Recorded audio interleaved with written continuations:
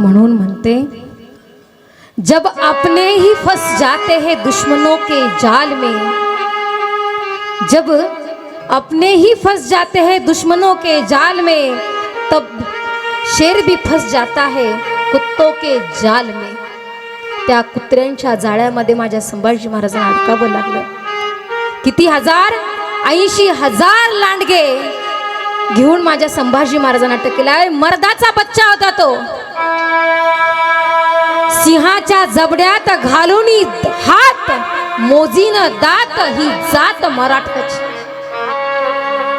आणि आज तो दिवस आहे मराठी माणसांच्या आयुष्यातील आजचा तो काळा दिवस.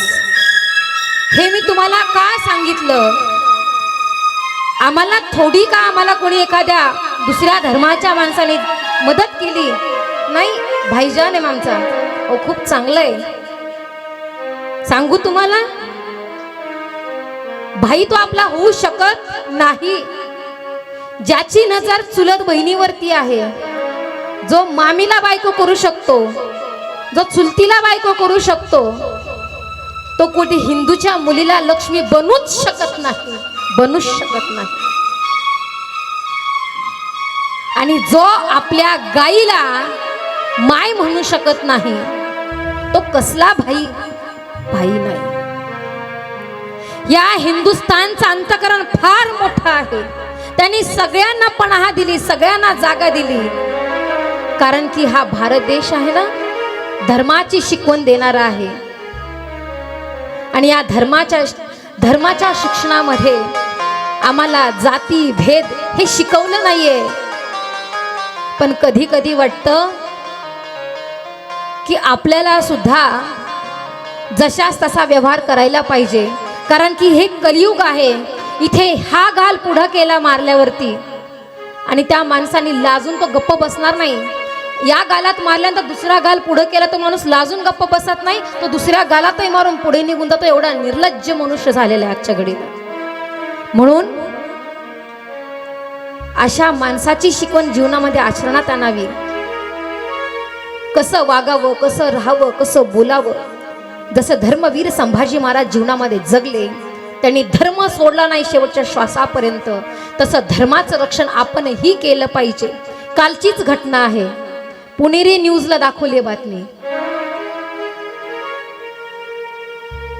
मला वाटतं आपल्या नांदेड जिल्ह्यामध्ये नरसी गाव आहे, बरोबर? नरसी गाव. या नरसी गावामध्ये रस्त्यावरती काल एक गाय आणि एक वासरू, हायवेच्या मध्ये जे डिवायडर असतं ना बांधलेलं, त्या डिवायडरवरती एक गाय आणि एक वासरू होतं.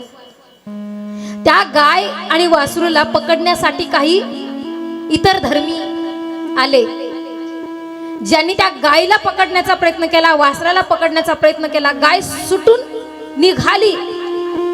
आता आपल्या लेकराला आपण कुशीमध्ये घेऊन पळू हो, गाय कुठं उचलून पळणार आहे?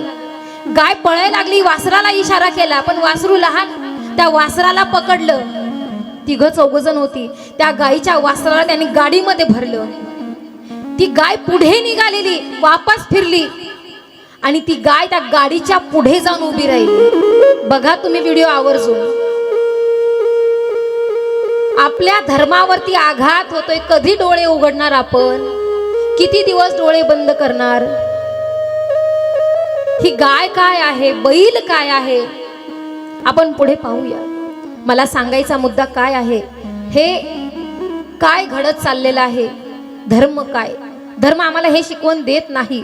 गाय रस्त्यावर सोडायला शिकवत नाही. आमचा धर्म आम्हाला शिकवतो गावो विश्वस्य मातरहा. गायीमध्ये 33 कोटी देवतांचा वास आहे. तुम्ही 16 सोमवार करा, महाशिवरात्र करा, कुठलेही खडतर उपवास करा, पण त्या उपवासाला सार्थकता तेव्हाच आहे ज्या वेळेस तुम्ही गायीला नैवेद्य दाखवाल तेव्हा. आणि ती गाय दूध देत नाही म्हणून रस्त्यावरती सोडतात. आणि असे ही नालायक लोक गायीला आमच्या बांधून नेतात आणि तिचे हाल हाल करून मारतात. म्हणून धर्माचं रक्षण होईल असं वागा. आणि अशा या धर्माला दुसऱ्या श्लोकात वंदन केलं. दुसऱ्या श्लोकामध्ये वंदन करत, हे वंदन झाल्यानंतर तिसऱ्या श्लोकामध्ये ते सांगतात, श्रीमद भागवत महापुराण या ग्रंथाचं वर्णन करत असताना बोलतात की श्रीमद भागवत नेमकं काय आहे. श्रीमद भागवत म्हणजे एक गोंडस फळ आहे.